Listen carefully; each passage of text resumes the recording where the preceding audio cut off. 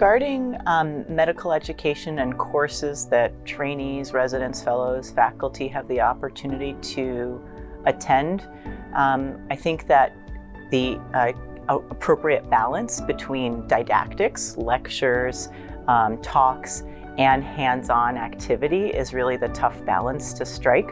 We know that as adult learners, it's important to have limited time where we're just sitting and listening to things. So participants always enjoy the hands-on aspects, the interactive aspects of discussing cases, being in the lab, getting to use your hands as part of these courses. So I think that that's something that all of us strive to incorporate to optimize learning for adults.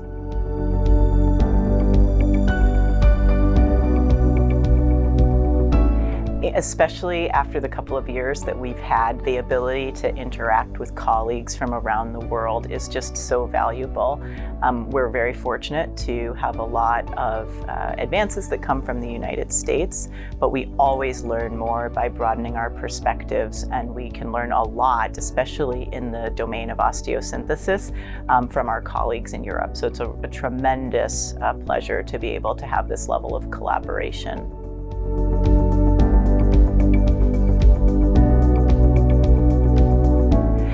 In surgical simulation, which is what all of these training courses are doing, we are attempting to make surgery as realistic as possible, and it goes from lower fidelity types of models, we call that sawbones, to the ability to utilize cadavers is such a privilege that we have.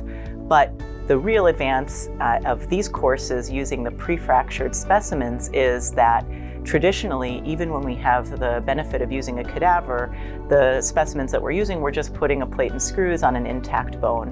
And so to have injured wrists and other upper body parts is a tremendous advantage in terms of making this more proximate to what we're really doing in surgery. The other huge advantage is that when the specimens are pre-fractured, we start as a group by looking at the x-rays, and it much more closely simulates what we do in cases where we look at the x-rays, start to decide, do we want to use a dorsal approach for this? Do we want to use a volar approach? What instrumentation may we decide to choose?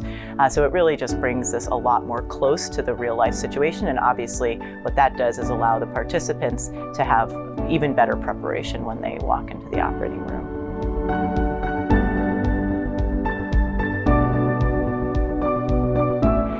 I think that these courses can appeal to such a broad range of trainees as well as faculty. I've enjoyed participating in IBRA courses so much because of not only the hands-on training that we get, but also the interaction with colleagues. That might be other residents who are interested in hand surgery. It might be with faculty members who you may seek out as a mentor one day, or who you may be able to seek out for job opportunities. And then on the faculty side, you get to really interact with colleagues again, from other institutions with other practices and learn a lot from them. So I think all the way from the, sort of earlier person who's differentiated towards being a hand surgeon, there's a tremendous amount to learn from the practical aspects, the networking aspects, but also on the already practicing surgeon side, the ability to keep up your understanding of the ways that people are doing things in different parts of the country. And then from the faculty side, like I mentioned, getting to pick the brains of these other amazing surgeons. So it's almost an unlimited spectrum of people that it would be appealing to, in my opinion.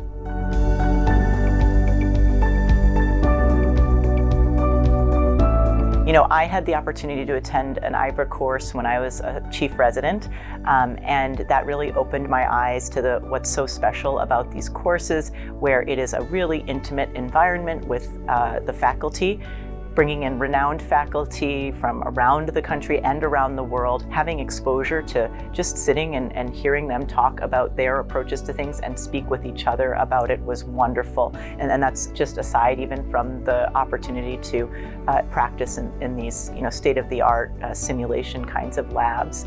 And then to now at this point be able to transition to a faculty member is just a real honor to see the other side of it. And it's been great. The preparation for the courses, the preparation of our syllabus, working together to bring hopefully the best content possible for the participants, both from the sort of standard didactics as well as extending to sort of what's new and cutting edge in terms of osteosynthesis has been wonderful.